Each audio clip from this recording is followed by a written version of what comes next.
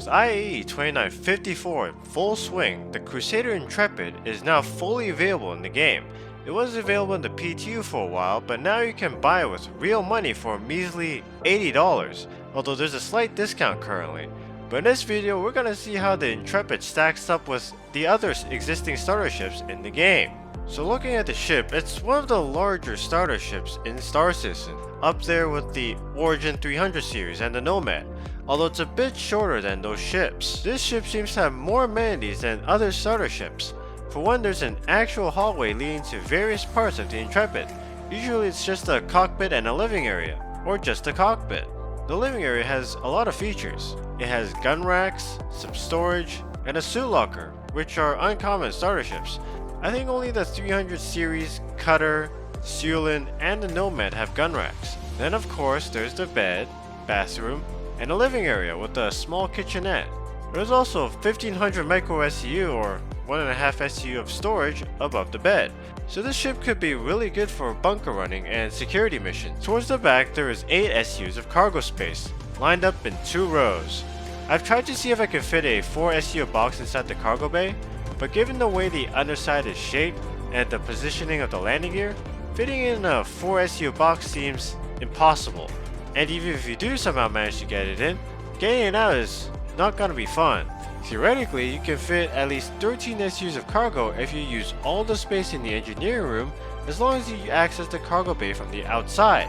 But every time I try to move a box into the room, it freaks out and phases into the wall. And if you do that on both sides, it's gonna yield, let's say, interesting results. Now this is probably because of the server.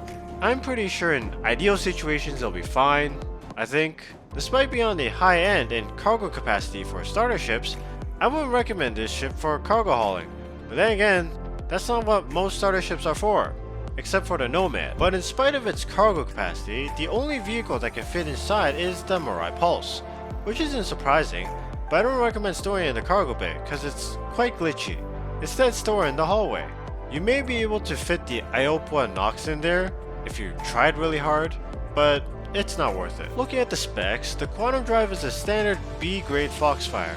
The Quantum Fuel capacity is 1.2 SCU, which is the largest capacity for a starter ship, with the next largest being the Sulin and the Cutter, each with 1 SCU of Quantum Fuel. So it's gonna have a lot of range compared to other starter ships, enough to make a round trip between Crusader and Microtech. Its hydrogen fuel capacity is more on the higher end compared to other starter ships, with 26 SCUs of hydrogen capacity, compared to 6 SCUs for a Mustang. Although hydrogen fuel doesn't matter that much, you're gonna be quantuming everywhere anyways. It also has a max flight speed of 1225 meters per second, which is above average. Only the Titan, 100i, and 300i are faster than this ship. Despite its size, it only has 1 shield generator, the Hex, which is less than ships that have 2 like the Aurora, Mustang, and the Titan, but it is on par with ships like the Cutter, Pisces, and the 100i. But it sort of makes up for it with hull health. According to Urkel, the Intrepid has the second highest hull HP out of all starter ships with 15,350 HP, 3,300 each located at the body, nose, and rear. The only other ship that beats the Intrepid in hull HP is the Cutter, with 17,000 HP. This ship, its design obviously inspired by the Crusader Ares. In terms of combat, it used to have a size 3 gun, but CIG upgraded to size 4 before releasing it to live servers. The only other ship with a size 4 would be the Titan, but unlike the Titan, that's its only gun.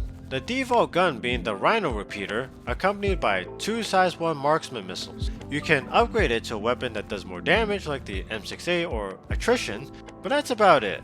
Compared to the Mustang or Aurora, which could be outfitted with up to 4, albeit smaller guns, but together they can pump out more DPS than the Intrepid. According to Urkel, the Rhino has a sustained DPS of 436, which is slightly higher than the Cutter, whose 2 Badger repeaters combine for 350.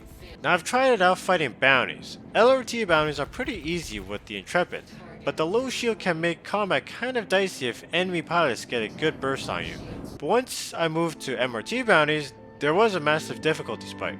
First time I did it, my shields were instantly shredded and I lost one of my engines, but my ship still limped around for a couple more minutes, and I managed to put some shots on a bounty while I was struggling to maintain control until it was finally disabled. Second time was more successful, but because of the lack of firepower, it took about 5 minutes for me to destroy the Prowler, even though he wasn't even fighting me, but his buddy was.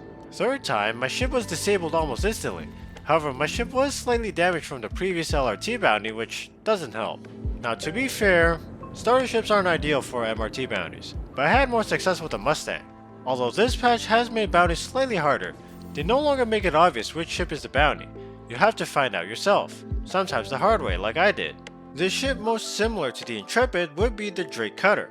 They both have roughly the same amount of firepower and have similar specs, and as mentioned earlier, the Cutter has a bit more hull health and is smaller than the Intrepid, so it lasts a bit longer in combat, which could be the difference between life and death. Despite the fact that the ship has double the official capacity of the Cutter, the cargo bay is more versatile, and you can fit an 8 SU box inside the Cutter. In fact, you could stuff up to 12 SUs of cargo inside. And of course, vehicles as big as the Mule can fit inside it no problem. In fact, if you want to do a bit of surface mining, you can fit the ROC inside of it as long as you keep the ramp down, just as long as you don't try to quantum travel with it. That being said, the Intrepid does have some advantages. It has more storage, so it's ideal for security missions, and it has more range, just to name a few. Although when looking at the pricing for these ships, right now both the Intrepid and Cutter game packages are on sale for 15% off, but their normal prices are $80 and $60 respectively. Standalone, they're $65 and $45 respectively. That makes the Intrepid more on the higher end of starter ships in terms of price, but when compared to other ships, I mean the Titan is slightly cheaper and has more use in combat. I don't know, this ship feels kinda overpriced even though it doesn't look like it. Given that there's cheaper, more versatile options to the Intrepid, this ship does not seem like good value. Then again, I'm kinda biased against giving CIG more money. If you do want to get into the game, I would always recommend getting the cheapest package, which would either be the Aurora or Mustang. So overall, how does it compare to other starter ships? Well, it has a more complete interior, which, I'm not gonna lie, does give it kind of a cozy vibe to it. I believe it has the most stowage capacity of any starter ship, and has the most quantum range compared to everyone else.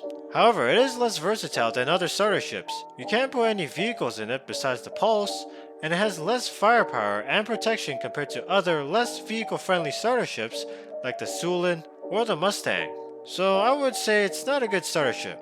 I mean, at the end of the day, it'll get the job done. You can do security missions, deliveries, some ship combat, but I would say it's a bit overpriced compared to other starter ships for what it can do. I wouldn't be surprised if there's variants of the Intrepid in the future. Perhaps there'll be a cargo-focused variant. There definitely seems to be room for it in the engineering room, but then again CIG has always said it's more focused on cargo.